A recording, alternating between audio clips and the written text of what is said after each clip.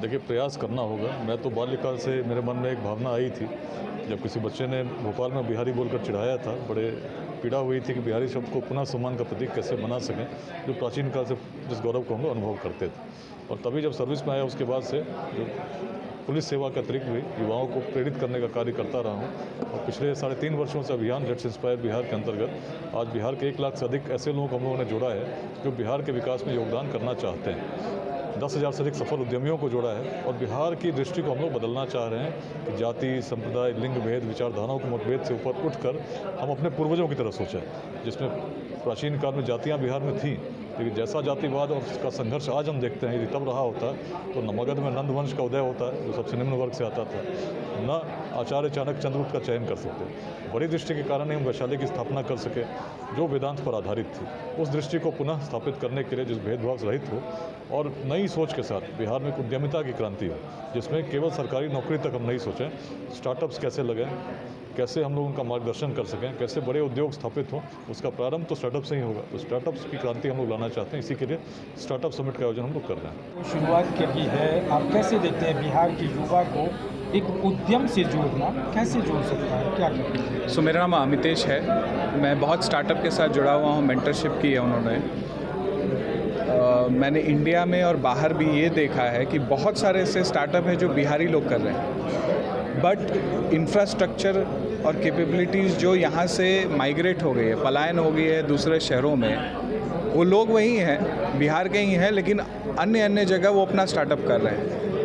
तो LIB के माध्यम से, विकास जी के मदद से हम लोग ये चाह रहे हैं कि जो पलायन हुआ है उसकी रोज़गार हम वापस यहाँ कैसे स्टार्टअप के थ्रू बिहार में कर सकते हैं, जो बिहार को एक विकसित मार्ग की तरफ लेके जाएगी और वो विकसित भारत का जो सपना है उसके तरफ हम काम करेंगे।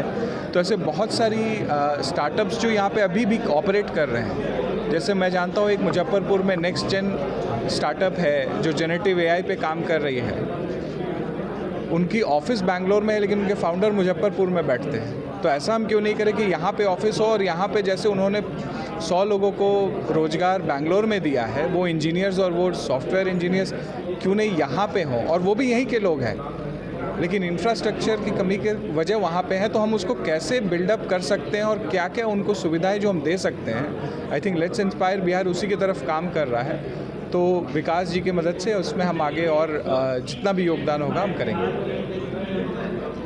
शर्मा, मेरा नाम डॉक्टर नेहा शर्मा है। मैं एक्सेलरेट इंडिया एक इनिशिएटिव को इस समय चला रही हूँ। मुझे करीब 15 साल हो गए हैं एंटरप्रेन्योरशिप इकोसिस्टम में काम करते हुए। मैं MBA स्टूडेंट्स को एंटरप्रेन्योरशिप भी पढ़ाती हूँ।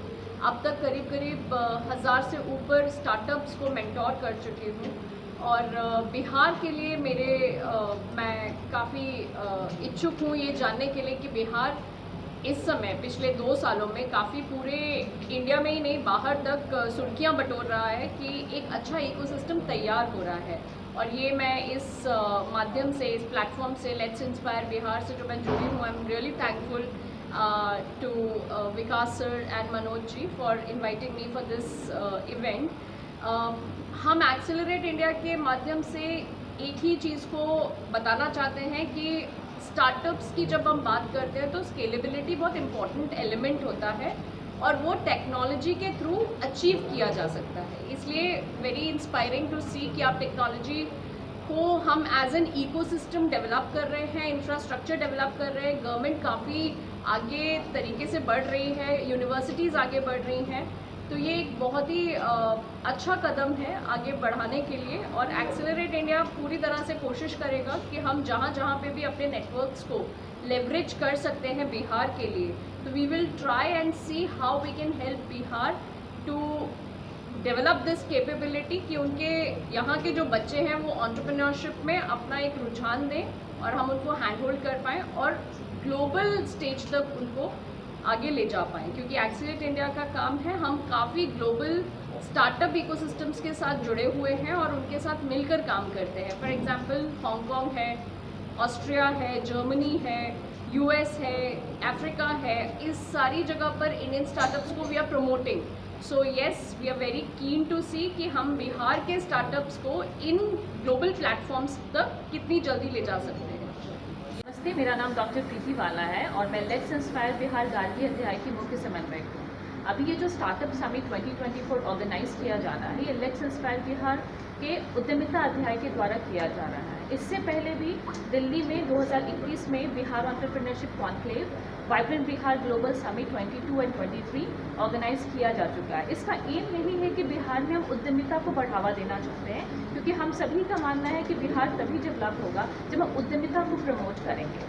और एक ऐसा इनिशिएटिव है जिसमें कि आपको स्टार्टअप्स देखने को मिलेंगे, इन्वेस्टर्स देखने को मिलेंगे, स्किल्ड यूथ देखने को मिलेंगे, एक प्रॉपर हैंड होल्डिंग भी होगी। तो मैं बहुत बेस्ट विशेस देना चाहूँगी पूरी LIB टीम को और खासकर उद्यमिता अध्याय को। Thank you. झा है, मैं एक राइटर और कॉलमिस्ट हूँ, पुणे में बेस्ड हूँ। ऑथर्स आजकल आज के समय में केवल ऑथर्स नहीं रह गए हैं, वो ऑथरप्रेन्योर बन गए हैं। तो ऑथरप्रेन्योर जो है, वो जो जर्नी है वो एंटरप्रेन्योरशिप का ही एक पार्ट है। और मैं बहुत थैंकफुल हूँ और ग्रेटफुल हूँ लेट्स इंस्पायर बिहार मंच की, जो आदरणीय श्री विकास प्रमुख सर द्वारा चलाया गया मुहिम है।